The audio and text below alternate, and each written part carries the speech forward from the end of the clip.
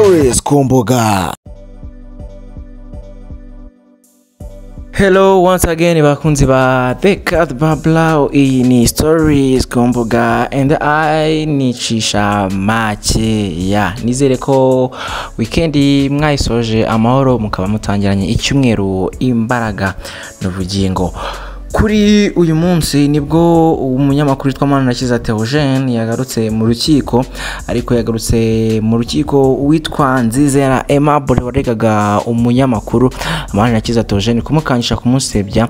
Yamenyesheje urukiko ko yamubabariye ko mu bushishozi bwarwo rwategeka ko akurikiranwa adafunze kugira ngo akomeze kwita ku muryango we. Ni ibaruwa yagarutsweho mu rukiko rwisumbuye rwa Nyarugenge rwaburanishije ubujurire nyuma yo Manirakiza atanyuzwe. Ibaruwa yagarutsweho mu rukiko rwisumbuye rwa Nyarugenge rwaburanishije ubujurire nyuma y'uko Manirakiza atanyuzwe n'imikirize y'urubanza rwaciwe n'urukiko rw'ibanze rwa Kicukiro. Mu ibaruwa yo kuwa 10 Ugushyingo yasomwe mu rukiko, Nzizera avugamo ko nyuma y'ikiganiro yagiranye na Manirakiza akoresheje telefone ya gereza ya Nyarugenge ndetse hamwe n'intumwa yantumyeho mu bihe bitandukanye, bandikiye mbamenyesha ko namaze kumubabarira ku giti cyanjye nkaba ntacyo nyimukurikiranyeho. Manirakiza yagaragaje ko yavuganye na Nzizera nyuma yo kumenya ko ashaka kureka ikirego. Manirakiza akibyumva ntiyigeze nawe abyakira kimwe uko Nzizera we yabitekerezaga, nyuma yo kuba nyine yumvaga ko agomba kubabarira uyu Manirakiza urukiko ntirukomeze kumufunga ahubwo agafungurwa. Rero Manirakiza we yahise avuga ko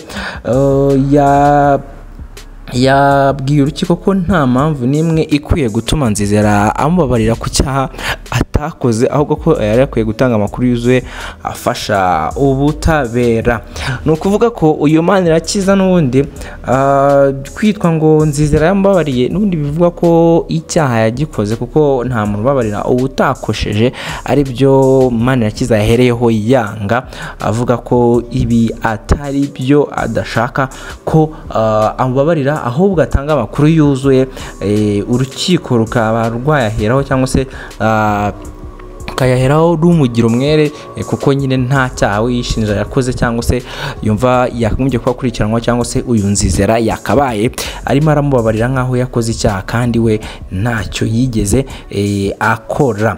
Ni ukuvuga ko Manirakiza yavuze ko ati sinyeneye ko umuntu ambabarira ku bintu ntakoze, ahubwo yari akwiye kuvugisha ukuri akagaragaza ko yambeshyeye. Umunyamategeko Salim Steven yabwiye ko iriya baruwa yagira agaciro mu iburana ryo mu mizi, kuko ubu ari kuburanwa ku ifungwa n'ifungurwa ry'agateganyo kandi ni ubushinjacyaha bwasabye iri fungwa. Ati mu rwego rw'amategeko rero imbabazi ntabwo zitegeka urukiko gufata umwanzuro, ahubwo uregwa victim niwe yikuye muri urwo rubanza kuri Manirakiza byamfasha imbere y'urukiko, kuko mu mpamvu ubushinjacyaha bwavuze ko ufunguwe yabangamira iperereza. Kwa Manirakiza yanze ziriya mbabazi nabyo bifite ishingiro, kuko ni ubundi buryo bw'imitekerereze.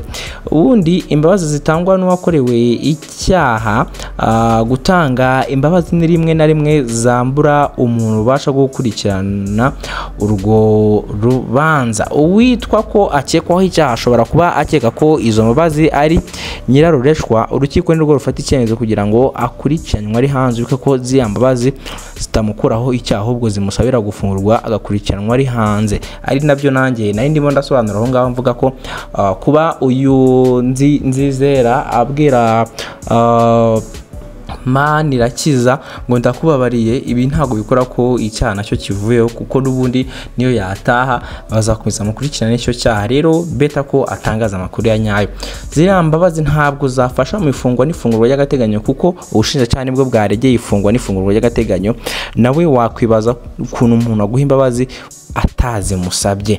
Maître Salim Steven yavuze ko urukiko rudashobora kujya mu marangamutima yo kuba Manirakiza Theogene yaranditse akavuga ko atunze abana bato asaba abantu kubitaho. Iyi baruwa yari kugira agaciro yo habaho kumvikana n'ubushinjacyaha akabaho prayer bargaining kuko ubushinjacyaha buri kurega mu nyungu za rubanda. Bivuze ko icyaha cyakorewe sosiyete kitakorewe umuntu. Kuba Manirakiza yaravuganye kuri telefone na Nzizera, noneho Manirakiza agera imbere y'urukiko akavuga ko atemera ziriya mbabazi. Urumva byose ni ugutegereza umwanzuro w'urukiko. Uko urubanza rero rwaje kuba rugenda, Manirakiza Theogene yasabye Nzizera Aimable kwandika avuga ko yamubeshye aho kumusabira imbabazi nyine ku cyaha atakoze. Urubanza rwatangiye ku isaha ya 3 za mu gitondo rubera ku rukiko rwisumbuye rwa Nyarugenge. Manirakiza Theogene ukurikiranwe icyaha cyo gukangisha gusebanya bivugwa ko yakoreye Nzizera Aimable, aho ngo mu bihe bitandukanye yakundaga kumusaba amafaranga ngo adatangaza inkuru zimusebya cyangwa zimutesha agaciro kuko nkuko ubushinjacyaha bubigaragaza.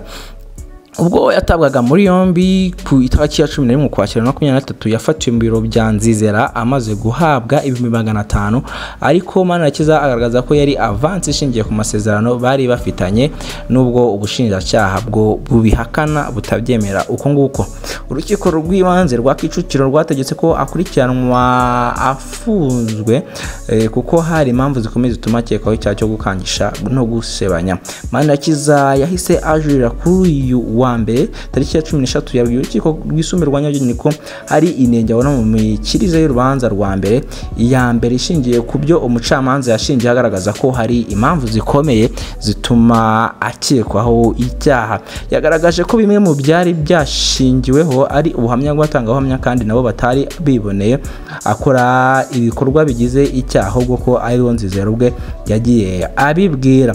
Yagaragaje ko izo mvugo z'abatangabuhamya harimo kuvuguruzanya. Yagaragaje ko nta gitutu twigeze ashyira kuri Nzizera ngo bakorane amasezerano kuko ari nawe witeguriye ibigomba gushyirwamo agategeko umukozi we kuba yayategura. Umunyamategeko Ibambe Jean Paul wunganira Manirakiza yagaragaje ko urukiko rw'ibanze rwa Kicukiro rwirengagije ko rwashoboraga kugira ibyo rumutegeka agomba kubahiriza, cyane cyane ko yari yatanze ingwate y'umutungo ufite agaciro kasaga miliyoni 53 z'amafaranga y'u Rwanda. Ku rundi ruhande, ubushinjacyaha bwagaragaje ko Manirakiza yagiye asaba amafaranga Nzizera ngo atamukoraho inkuru zimusebya cyangwa zimutesha agaciro. Uhagarariye ubushinjacyaha yagaragaje ko ayo masezerano yakozwe kubera ko Manirakiza yaramaze kumukangisha inkuru, yaramaze kumwohereza ko agiye kuyisohora. Ati yemeye ko bagirana amasezerano n'igihe cyo kuyakira mu bikorwa kitari cyagera. Bagaragaza ko ubutumwa Manirakiza Nzizera bahererekanyaga mu bihe bitandukanye bwerekana ko uyu munyamakuru yamukangishaga kumukoraho inkuru zimusebya. Nzizera yandikiye urukiko asaba ko mu bushobozi bwarwo rwategeka Manirakiza akurikiranwa adafunze kugira ngo akomeze kwita ku muryango we. Yakomeje agira ati nyuma y'ikiganiro nagiranye na Manirakiza akoresheje telefone ya gereza ya Nyarugenge ndetse hamwe n'intumwa yantumyeho mu bihe bitandukanye, mbandikiye mbamenyesha ko namaze kumubabarira ku giti cyanjye nkaba ntacyo nyuma cy'ukurikiranyeho. Mu bushishozi bwanyu muzasuzume niba Manirakiza Theogene yakurikiranwa adafunze kugira ngo abashe kwita ku muryango we n'abana be. Umunyamategeko Ibambe Jean Paul unganira Manirakiza yagaragaje ko iyi baruwa ari indi mpamvu yashinirwaho urukiko bagategeka ko Manirakiza akurikiranwa adafunze. Yavuze ko iyo baruwa iyo iza kuboneka mbere hari byinshi byari gusobanuka, ariko agaragaza ko ayo makuru yakwifashishwa. Yasabye urukiko rwisumbuye rwa Nyarugenge ko icyemezo cy'urukiko rw'ibanze rwa Kicukiro cyahindurwa agakurikiranwa adafunze. Manirakiza yagaragaje ko yavuganye na Nzizera nyuma yo kumenya ko ashaka kurega ikirego, amusaba yandika agaragaza ko yamubeshyeye. Manirakiza yabwiye urukiko ko nta mpamvu nimwe ekwiye gutuma Nzizera amubabarira ku cyaha atakoze, ahubwo ko yari akwiye gutanga amakuru yuzuye afasha ubutabera. Ubushinjacyaha bwagaragaje ko kuba Nzizera yamubabarira bitakuraho impamvu z'ubushinjacyaha bwasabye ko yakurikiranwa afunze. Bwagaragaje ko bukiri gukora iperereza kuri Manirakiza bityo ko ashobora kuribangamira, busaba ko akomeza gukurikiranwa afunze. Uru rubanza ruzasomwa tariki ya 17 Ugushyingo 2023 saa 8 z'amanywa ku masaha y'i Kigali. Ubwo bizari ku munsi wo kuwa gatanu niba nibeshye neza, nimba yes ubwo niba turi 13 harabura ubwo minsi ine yonyine. Ubwo bare neza nayo bumve ni matazari kuwa gatanu kugira ngo iri abarwa igire agaciro yo kuba yaciye mu bushinjacyaha, kugira ngo iyi baruwa uyu Nzizera yandikiye urukiko kugira ngo ijye agaciro. Nzizera yari kwandikira ubushinjacyaha abumenyesha ko yahagaritse gukurikirana Manirakiza Theogene. Hano rero Manirakiza Theogene yari kwemera ko yakoze icyaha, bityo hakabaho ubwumvikane nk'ibizwi nka prayer bargaining. Bivuze ko Manirakiza Theogene afite ukuri ko kwanga ziriya mbabazi kuko byabyerekana ko yemera icyaha. Kuba rero yakwemera icyaha ashobora guhita akurikiranwa nk'uwakoze icyaha kuko ntabwo yaba yabyemeranyijeho n'ubushinjacyaha hamwe na Nzizera Aimable. Kandi aramutse yemeye ziriya mbabazi yaba yishyize mu mutego wo guhamwa n'icyaha. Nzizera Aimable yari kwegera ubushinjacyaha akaba ari bwandikiraho kwandikira urukiko kuko ibaruwa ntacyo yahindura ku busabe bw'ubushinjacyaha bitewe n'uko buhagarariye rubanda. Manirakiza Theogene yasabye ko Nzizera Aimable yandika avuga ko yabeshye Manirakiza aho kumusabira imbabazi, kuko imbabazi zatuma nyine iki cyaha n'ubundi kiri buze kikaza kumuhama. Uko niko urukiko rwaje kuba rugenda, hashyirwaho akadomo. Byanzuwe ko urubanza ruzongera gusomwa nyine ku itariki 17 z'ukwezi kwa 11. Bizaba ari ku munsi wo kuwa gatanu.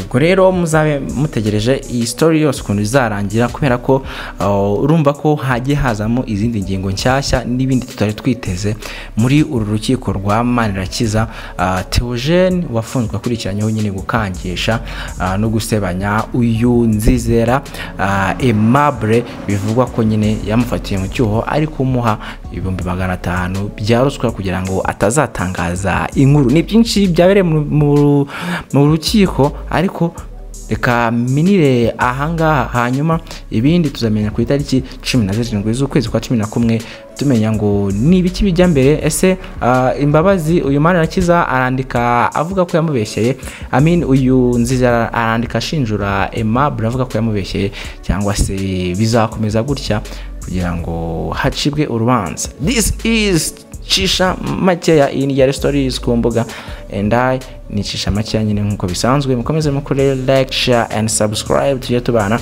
every day every single moment, kandi nibagirwe gukurikirana Cisha Makeya ku mbuga zose za Instagram, TikTok and